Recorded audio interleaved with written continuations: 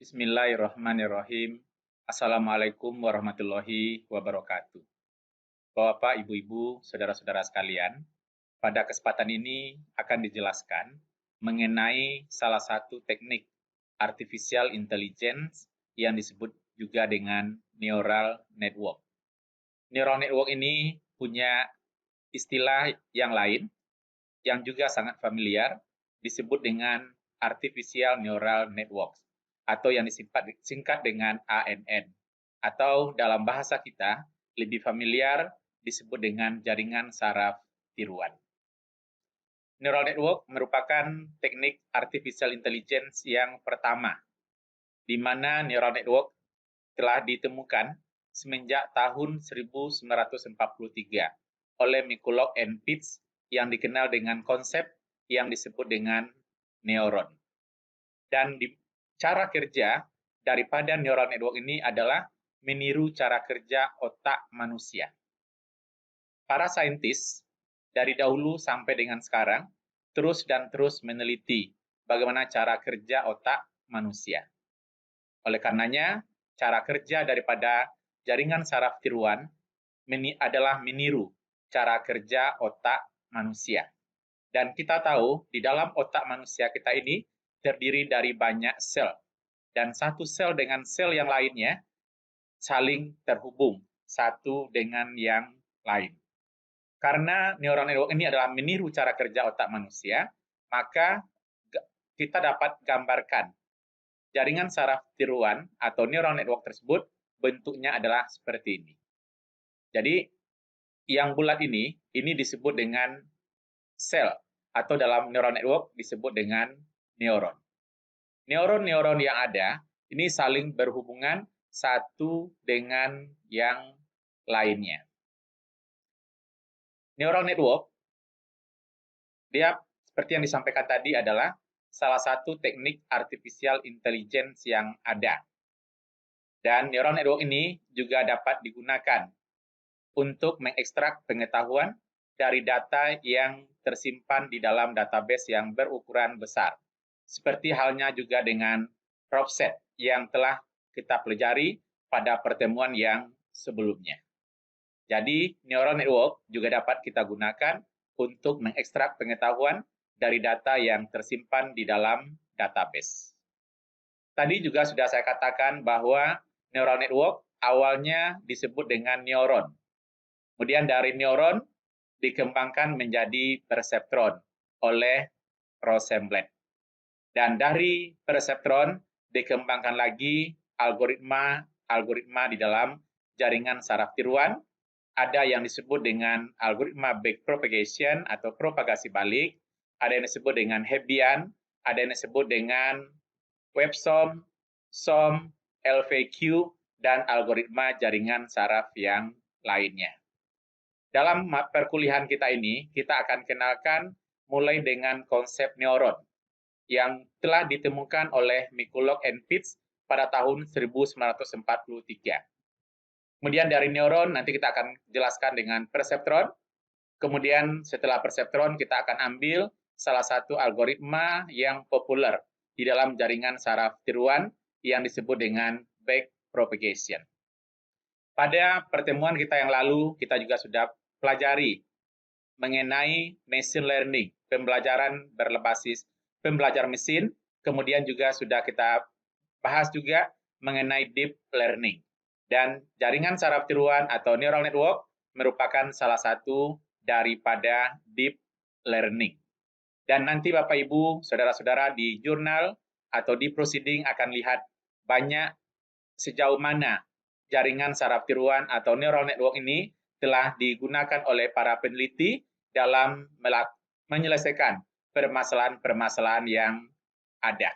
Domainnya sangat luas, ya, dan neural network telah banyak digunakan oleh para peneliti, tidak hanya di bidang ilmu komputer, tapi juga digunakan oleh peneliti-peneliti di luar bidang ilmu komputer. Baik, Bapak Ibu, itu sebagai penjelasan singkat. Nanti Bapak Ibu untuk sejarah sejauh mana neural network digunakan dapat membaca dari buku-buku referensi yang bisa menambah wawasan Bapak Ibu mengenai jaringan saraf tiruan sebagai pemahaman awal. Dan pada mata kuliah ini kita akan bahas lebih teknis bagaimana proses kerja, cara kerja daripada jaringan saraf tiruan. Untuk pertama, kita akan mulai dengan neuron. Dan seperti yang kita sampaikan tadi, neuron adalah konsep awal, konsep mula daripada jaringan saraf tiruan yang dikenalkan oleh McCulloch and Pitts pada tahun 1943. Nah, bagaimana bentuk umum daripada neuron? Ini adalah bentuk daripada neuron. Dan kalau kita lihat dari gambar ini, konsep daripada neuron atau jaringan saraf tiruan sama halnya dengan sistem pengolahan data. Jadi ada input, ada proses, kemudian ada output. Input, proses, dan output. Input adalah berupa signal-signal yang nantinya akan dimasukkan ke neuron.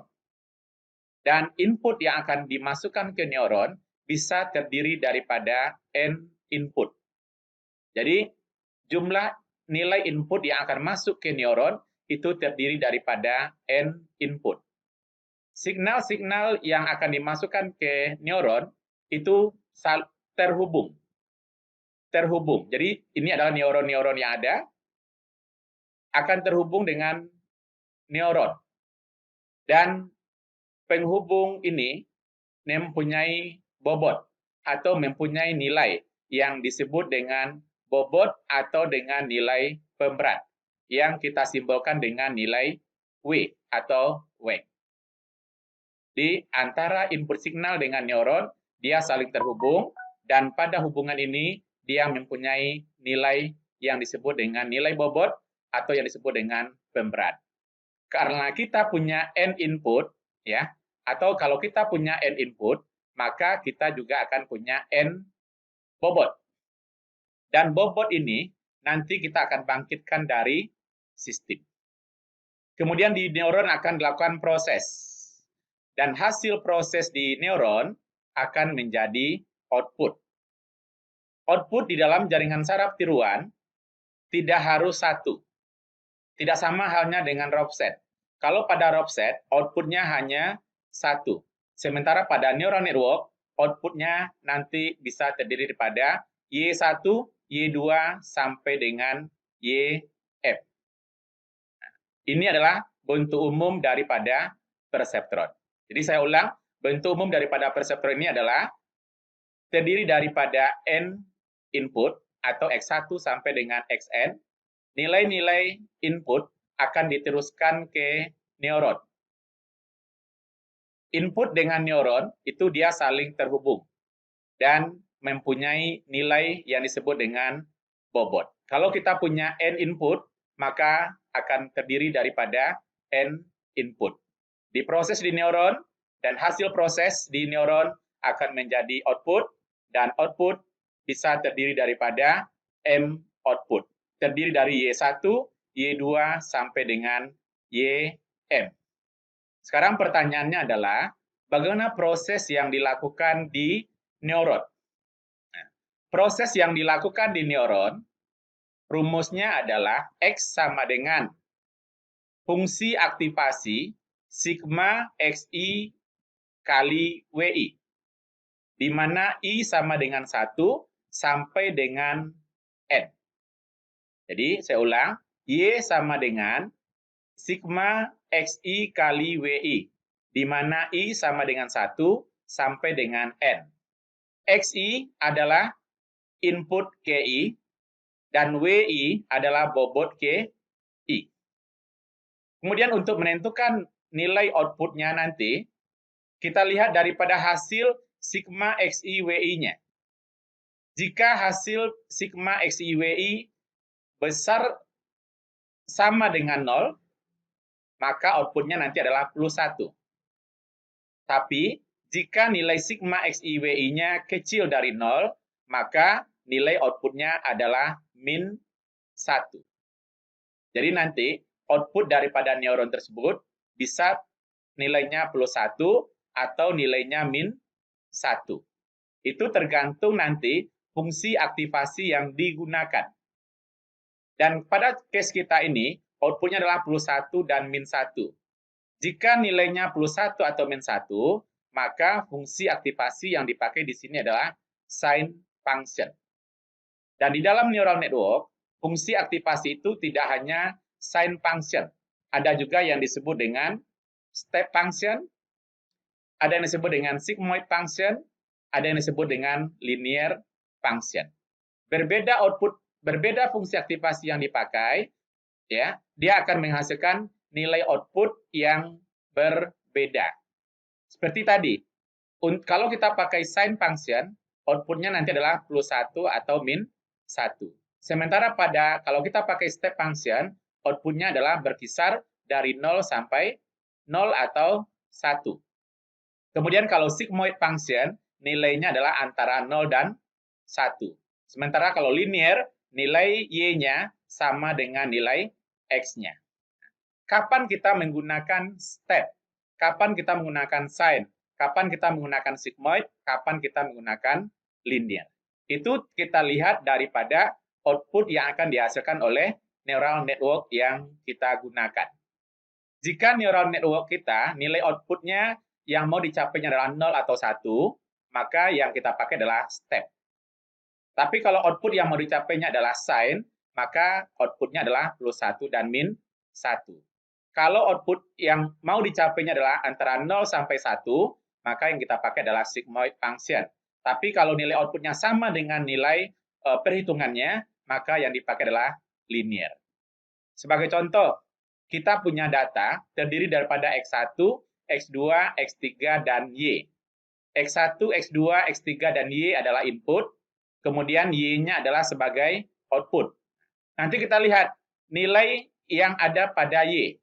Kalau nilai yang ada pada Y tersebut 0 atau 1, maka kita pakai step. Kalau nilai pada Y adalah plus 1 min 1, maka kita pakai sign.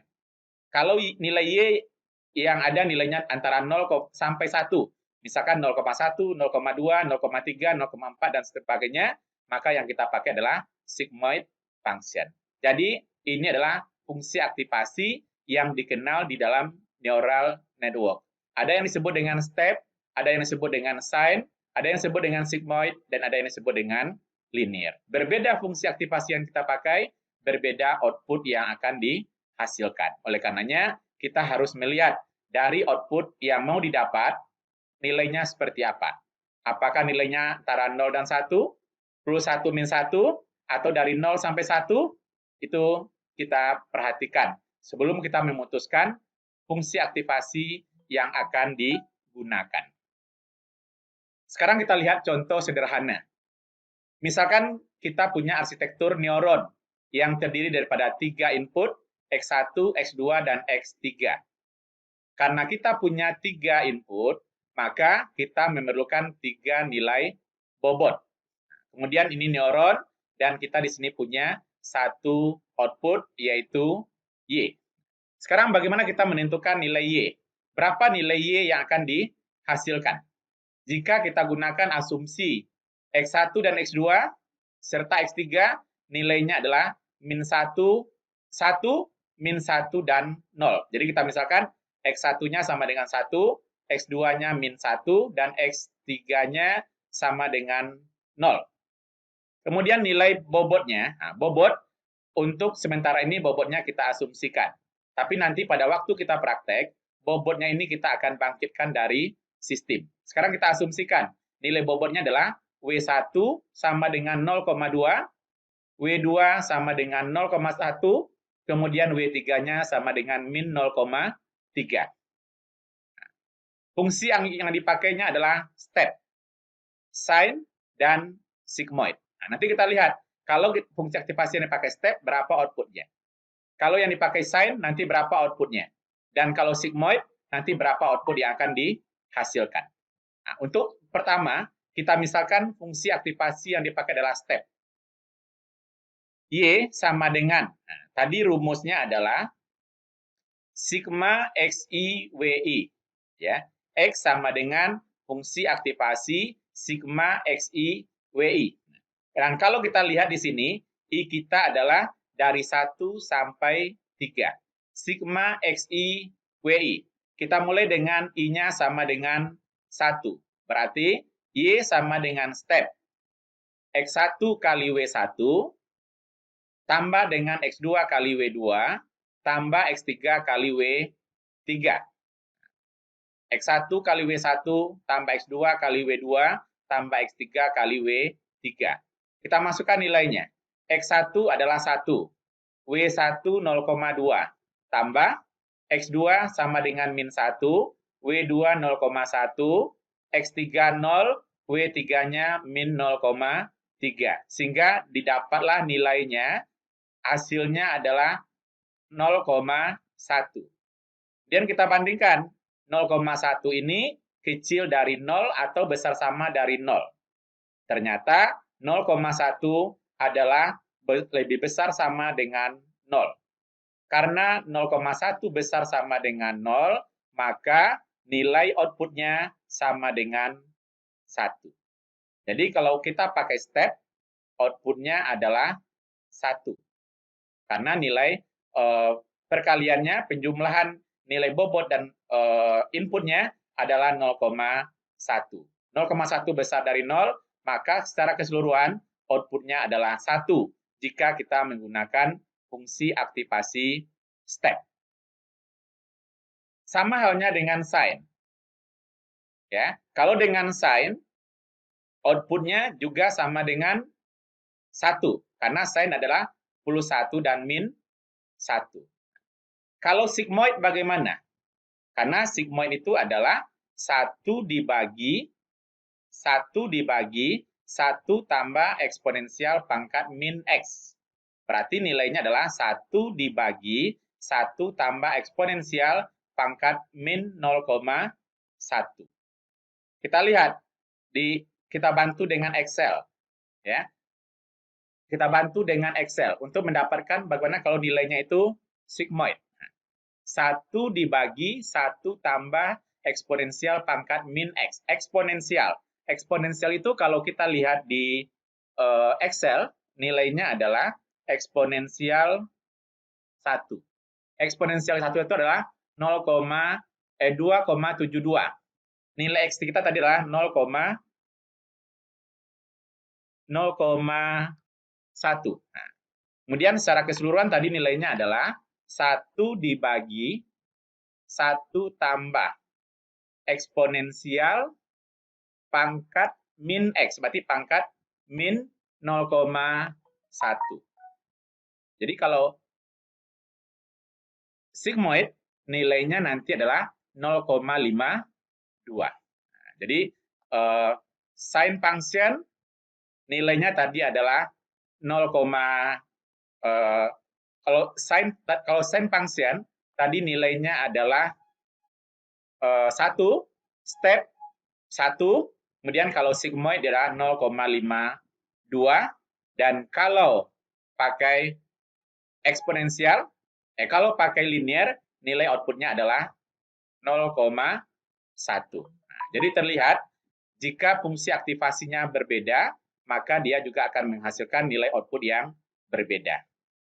Hal ini bisa menjadi catatan bagi Bapak Ibu, bahwa di dalam jaringan saraf tiruan, berbeda fungsi aktivasi yang dipakai, berbeda output yang akan dihasilkan. Baik Bapak Ibu, ini adalah pengenalan awal daripada jaringan saraf tiruan. Ya, mungkin dapat saya simpulkan kembali bahwa jaringan saraf tiruan ini cara kerjanya adalah meniru bagaimana cara kerja otak manusia. Jadi cara kerja manusia itu ditiru ya di dalam metode yang disebut dengan jaringan saraf tiruan. Dan jaringan neural network merupakan teknik AI yang pertama dan merupakan salah satu jenis daripada deep learning, pembelajaran mendalam yang bisa kita gunakan untuk mengekstrak pengetahuan dari data yang tersimpan di dalam database yang berukuran atau bersize besar. Dan neural network merupakan teknik artificial intelligence yang pertama kali ditemukan pada tahun 1943 yang disebut dengan konsep neuron. Neuron tadi sudah kita jelaskan, dia terdiri daripada N input, dari input akan diteruskan ke neuron, di neuron akan dilakukan proses. Hasil proses akan menjadi nilai Y, di mana proses pada neuron tadi rumusnya adalah X sama dengan fungsi aktivasi sigma XI WI, di mana I sama dengan 1 sampai dengan N, XI adalah input yang KI, WI adalah bobot yang KI. Bobot bisa kita asumsikan, dan pada prakteknya nanti bobot kita akan bangkitkan atau kita akan ambil dari sistem. Penjumlahan daripada bobot dan input nanti kita akan bandingkan untuk menentukan nilai outputnya. Apakah nilainya besar sama dengan 0 atau kecil dari 0. Karena berbeda fungsi aktivasi yang dipakai, berbeda output yang akan dihasilkan. Dan terlihat pada contoh kita, untuk kasus yang sama, kalau pakai step, dia 1. Sine juga 1. Kalau sigmoid 0,52, sementara kalau pakai linear, nilainya adalah 0,1. Berbeda fungsi aktivasi yang dipakai, berbeda output yang akan dihasilkan. Baik Bapak Ibu, demikian pengenalan singkat dan konsep yang pertama di dalam jaringan saraf tiruan yang disebut dengan neuron. Demikian, sekian. Assalamualaikum warahmatullahi wabarakatuh.